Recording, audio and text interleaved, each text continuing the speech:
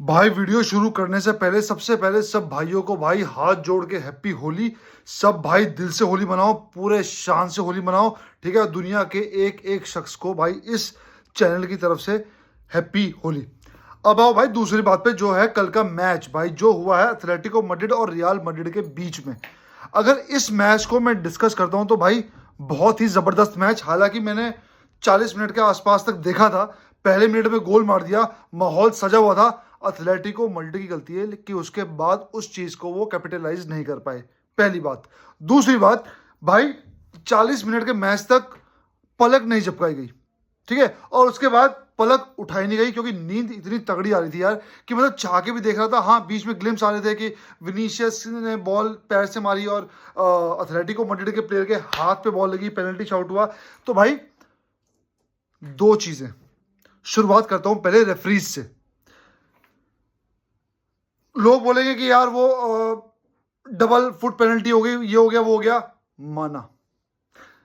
Robbery की अगर बात करता हूं तो जो विनीशियस ने बॉल मारी थी पैर से और वो एथलेटिको मैड्रिड के प्लेयर के हाथ पे लगी, तो भाई मेरे हिसाब से वो क्लियर पेनल्टी थी क्योंकि बिल्कुल ही नेचुरल मूवमेंट से हाथ बॉल, छोड़ो नेचुरल मूवमेंट यार, हाथ बिल्कुल बॉडी से बहुत दूर था और बॉक्स के अंदर था। क्लियर पेनल्टी थी, क्यों नहीं हुई पता नहीं भाई।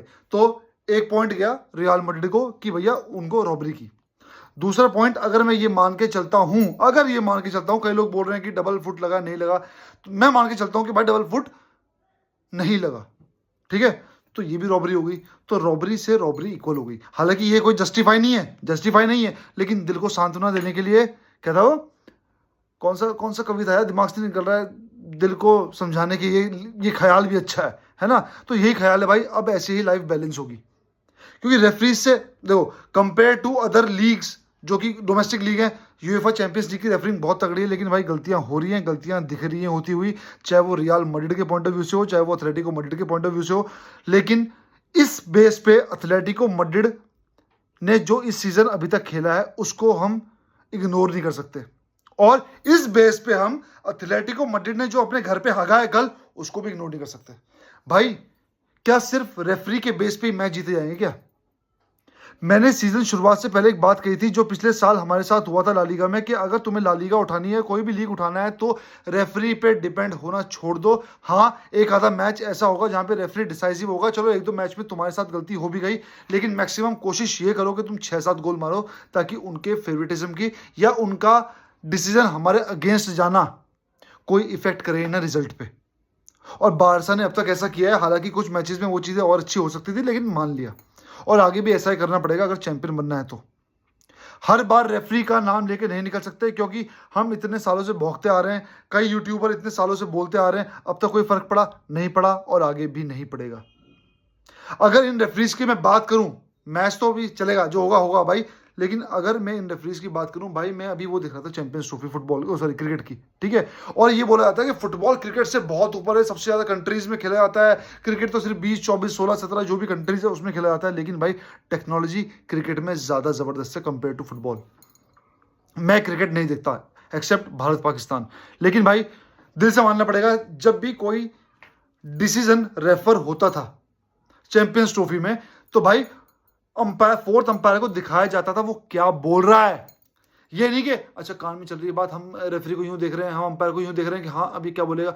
हमें सुनाई आती थी कि वो क्या बोल रहा है, कि हाँ बॉल बैट से लगी नहीं लगी, ये लगा नहीं लगा। तो वहां पे क्लैरिटी ज्यादा है, वहां पे ट्रांसपेरेंसी ज्यादा है।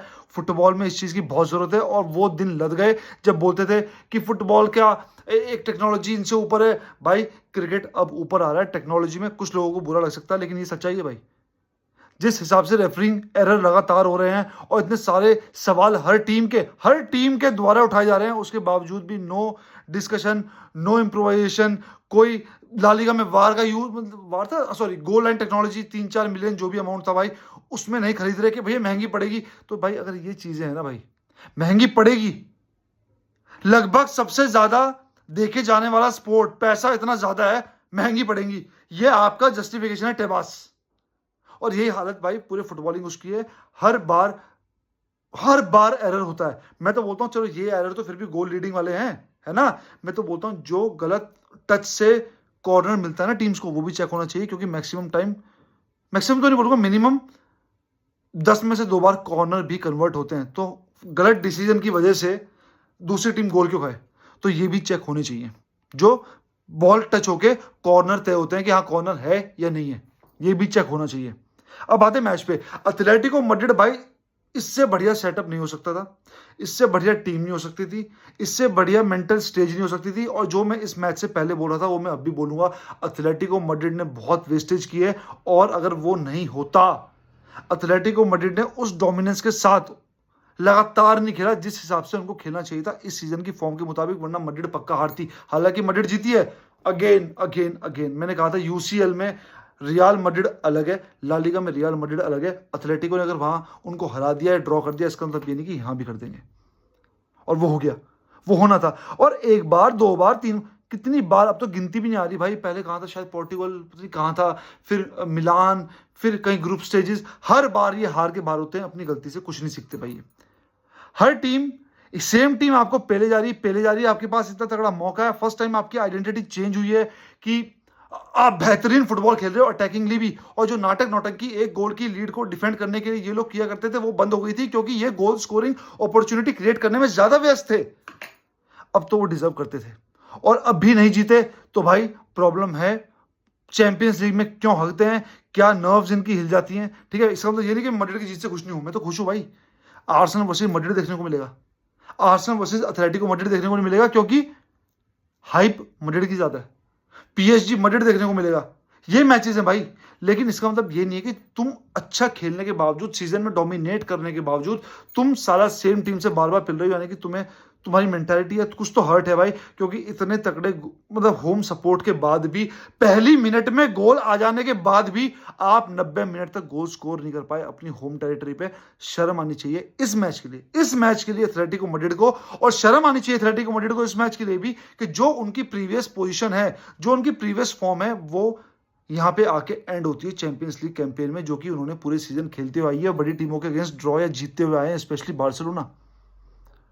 रियल मैड्रिड ने एज ए चैंपियन अपना गेम खेला, डिफेंड किया, उनके लिए मैटर करता था रिजल्ट, वो करके आए। मैं हमेशा एक बात और बोलता हूं, पेनल्टी में जो गेम डिसाइड होता है भाई, उसमें कोई हार जीत नहीं होती। अगर वर्ल्ड कप में अर्जेंटीना फ्रांस का हुआ तो फ्रांस हारी नहीं है, अर्जेंटीना जीत गई, क्योंकि वहां पे तो रिजल्ट आना ही आना है ना।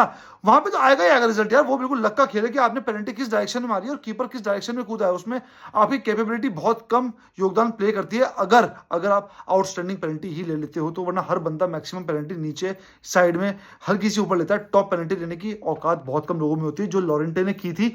बैड लक पोल पे लग के आ गई, लेकिन भाई बैड लक ये भी था कि अल्वारेज के 2 पैर लग गए। इसमें किसी को ब्लेम कर नहीं सकते, लेकिन एथलेटिको मैड्रिड को इन चीज़ों को ध्यान रखना पड़ेगा कि नसीब के बेस पे हमेशा अपनी मेहनत से कॉम्प्रोमाइज़ आप नहीं कर सकते।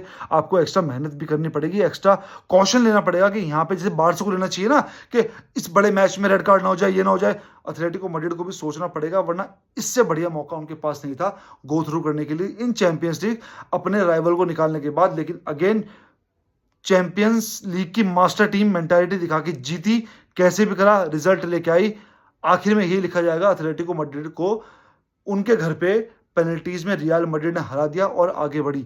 तो भाई रेफरिंग इस गेम को थोड़ा खराब कर रहे हैं, इसमें इंप्रोवाइजेशन की बहुत जरूरत है, क्योंकि हर बार इस चीज से बच के नहीं निकला जा सकता। तो भाई अब जो अपोनेंट है बाहर से, आई थिंक डॉर्टमंड आई है, इन पे भी बात करेंगे, प्रिडिक्शन करने की कोशिश करेंगे भाई कि क्या होगा क्या नहीं होगा। कल तो होली है, ठीक है, आराम से खेलेंगे, परसों वीडियो आएगी इस पे भाई। तब तक के लिए विस्काल बारसा और हैप्पी होली आपको और आप सबके परिवार को।